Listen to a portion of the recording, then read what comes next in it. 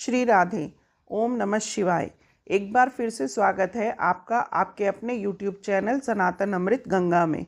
आज हम श्रवण करेंगे सोमवार व्रत करने की विधि और सोमवार व्रत की कथा। कथा को आरंभ करने से पहले सबसे पहले हम श्री गणेश जी भगवान के चरणों में वंदन प्रणाम करते हुए भगवान शिव शंकर के चरणों में अपने ध्यान को केंद्रित करेंगे। तो श्रवण करते हैं सोमवार व्रत की पूजन विधि और व्रत कथा। सोमवार का व्रत साधारणतः दिन के तीसरे पहर तक होता है। व्रत में फलाहार या पारण का कोई खास नियम नहीं है, किंतु यह आवश्यक है कि दिन रात में केवल एक समय भोजन करें। कुछ लोग इसमें नमक का भोजन करते हैं एक समय और कुछ लोग इसमें मीठा भोजन करते हैं एक समय। सोमवार के व्रत में शिवजी पार्वती का पूजन करना चाहिए। सोमवार का व्रत 3 प्रकार से है: साधारण प्रति सोमवार, सौम्य प्रदोष और 16 सोमवार व्रत। तीनों की विधि एक जैसी है। शिव पूजन के पश्चात कथा सुननी चाहिए, लेकिन तीनों ही व्रतों की कथा अलग अलग है। आज हम श्रवण कर रहे हैं सोमवार व्रत कथा। एक बहुत धनवान साहूकार था, जिसके घर धन आदि की किसी प्रकार की कमी नहीं थी, परंतु उसको एक दुख था कि उसके कोई पुत्र ही नहीं था। वह इसी चिंता में रात दिन रहता था कि कब मेरी कामना भगवान पूरी करेंगे। वह पुत्र की कामना के लिए प्रति सोमवार को शिवजी का व्रत और पूजन किया करता था तथा सायंकाल को शिव मंदिर में जाकर रोज भगवान के श्री विग्रह के सामने दीपक लगाया करता था। उसके इस भक्ति भाव को देखकर एक समय श्री पार्वती जी ने महादेव से कहा कि हे महाराज, ये साहूकार आपका अनन्य भक्त है और सदैव आपका व्रत और पूजन बड़ी ही श्रद्धा भाव से करता है। इसकी मनोकामना तो आपको ज़रूर पूरी करनी चाहिए। शिव ने कहा, हे पार्वती, यह संसार कर्म क्षेत्र है। जैसे किसान खेत में जैसा ही बीज बोता है वैसा ही फल काटता है, उसी तरह इस संसार में जो व्यक्ति जैसा कर्म करता है वैसा ही फल भोगता है। पार्वती जी ने अत्यंत आग्रह से कहा, महाराज, जब यह आपका अनन्य भक्त है और इसको अगर किसी प्रकार का दुख है तो उसको अवश्य आपको दूर करना चाहिए, क्योंकि आप सदैव अपने भक्तों पर दयालु रहते हैं और उनके दुखों को दूर करते हैं। यदि आप ऐसा नहीं करेंगे तो मनुष्य आपकी सेवा तथा व्रत क्यों करेंगे। पार्वती जी का ऐसा आग्रह देख भगवान शिव शंकर महाराज कहने लगे, हे पार्वती, इसके कोई पुत्र नहीं है, इसी चिंता में यह अति दुखी रहता है। इसके भाग्य में पुत्र ना होने पर भी मैं इसको पुत्र की प्राप्ति का वर दे देता हूँ, परंतु यह पुत्र केवल 12 वर्ष तक जीवित रहेगा। इसके पश्चात वह मृत्यु को प्राप्त हो जाएगा। इससे अधिक मैं और कुछ भी इसके लिए नहीं कर सकता। यह सब बातें साहूकार सुन रहा था। इससे उसको ना कुछ प्रसन्नता हुई और ना ही कुछ दुख हुआ। वह पहले जैसे ही शिवजी महाराज का व्रत और पूजन निरंतर करता रहा। कुछ काल व्यतीत हो जाने पर साहूकार की स्त्री गर्भवती हुई और 10वें महीने उसके गर्भ से अति सुंदर पुत्र की प्राप्ति हुई।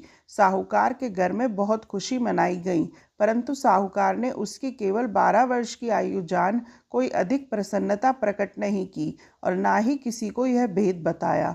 जब वह बालक 11 वर्ष का हो गया तो उस बालक की माता ने उसके पिता से विवाह आदि के लिए कहा, तो वह साहूकार कहने लगा कि अभी मैं इसका विवाह नहीं करूँगा, अपने पुत्र को काशी जी पढ़ने के लिए भेजूँगा।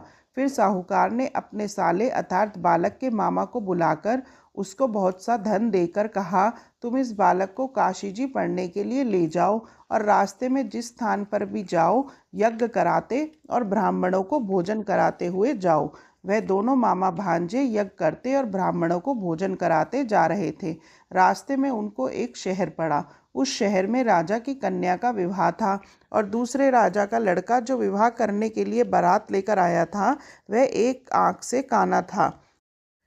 उसके पिता को इस बात की बड़ी चिंता थी कि कहीं वर को देख कन्या के माता पिता विवाह में किसी प्रकार की अड़चन पैदा न कर दें। इस कारण जब उसने अति सुंदर सेठ के लड़के को देखा तो मन में विचार किया कि क्यों ना मैं दरवाजे के समय इस लड़के से वर का काम चला लूं। ऐसा विचार कर वर के पिता ने उस लड़के और मामा से बात की तो वो राजी हो गए। फिर उस लड़के को वर के कपड़े पहना तथा घोड़ी पर चढ़ा दरवाजे पर ले गए और सब कार्य प्रसन्नता से पूर्ण हो गए। फिर वर के पिता ने सोचा कि यदि विवाह कार्य भी इसी लड़के से करा लिया जाए तो क्या ही बुराई है। ऐसा विचार कर लड़के और उसके मामा से कहा, यदि आप फेरे और कन्यादान के काम को भी करवा देंगे तो आपकी बड़ी कृपा होगी और मैं इसके बदले में आपको बहुत सा धन दूंगा।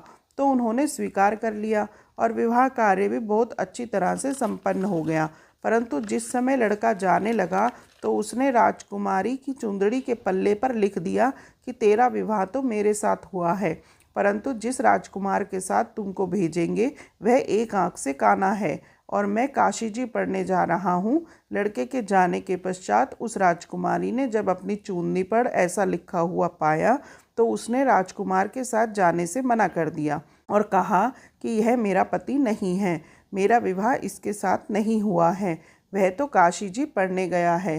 राजकुमारी के माता पिता ने अपनी कन्या को विदा नहीं किया और बारात वापस चली गई। उधर सेठ का लड़का और उसका मामा काशी जी पहुँच गए। वहाँ जाकर उन्होंने यज्ञ करना और लड़के ने पढ़ना शुरू कर दिया। जब लड़के की आयु 12 साल की हो गई, उस दिन उन्होंने यज्ञ रचा रखा था कि लड़के ने अपने मामा से कहा, मामा जी आज मेरी तबीयत कुछ ठीक नहीं है। मामा ने कहा, अंदर जाकर सो जाओ। लड़का अंदर जाकर सो गया और थोड़ी देर में उसके प्राण निकल गए। जब उसके मामा ने आकर देखा तो वह मुर्दा पड़ा है तो उसको बड़ा दुख हुआ और उसने सोचा कि अगर मैं अभी रोना पीटना मचा दूंगा तो यज्ञ का कार्य अधूरा रह जाएगा। अतः उसने जल्दी से यज्ञ का कार्य समाप्त कर ब्राह्मण को जाने के बाद रोना पीटना आरंभ कर दिया। संयोगवश उसी समय शिव पार्वती जी उधर से जा रहे थे। जब उन्होंने जोर जोर से रोने की आवाज़ सुनी तो पार्वती जी ने कहा, महाराज कोई दुखिया रो रहा है, इसके कष्ट को दूर कीजिए। जब शिव पार्वती जी ने पास जाकर देखा तो वहाँ एक लड़का मुर्दा पड़ा था।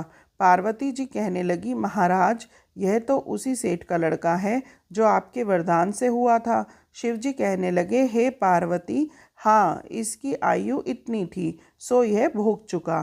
तब पार्वती जी ने कहा, महाराज इस बालक को और आयु दे दो, नहीं तो इसके माता पिता तड़प तड़प कर मर जाएंगे। पार्वती जी के बार बार आग्रह करने पर भगवान शिव शंकर ने उसको जीवन वरदान दिया और शिवजी महाराज की कृपा से लड़का जीवित हो गया। शिव पार्वती कैलाश को चले गए। तब वह लड़का और मामा उसी प्रकार यज्ञ करते तथा ब्राह्मण को भोजन कराते अपने घर की ओर चल पड़े। रास्ते में उसी शहर में आए जहाँ उसका विवाह हुआ था।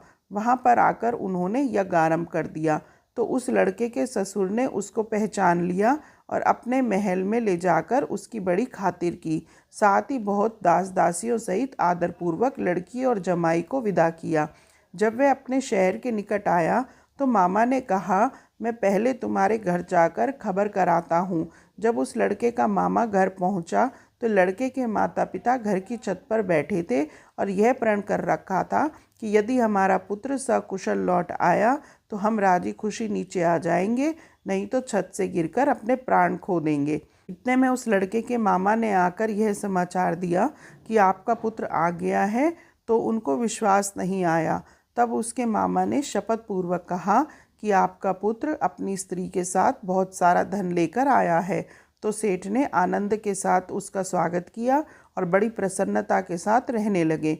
इसी प्रकार से जो कोई भी सोमवार के व्रत को धारण करता है अथवा इस कथा को पढ़ता और सुनता है, उसकी समस्त मनोकामनाएं भगवान शिव शंकर पूर्ण करते हैं। आज हमने सोमवार व्रत कथा का श्रवण किया। वीडियो को लाइक, शेयर और चैनल को सब्सक्राइब करना ना भूलें। ओम नमः शिवाय। जय जय श्री राधे।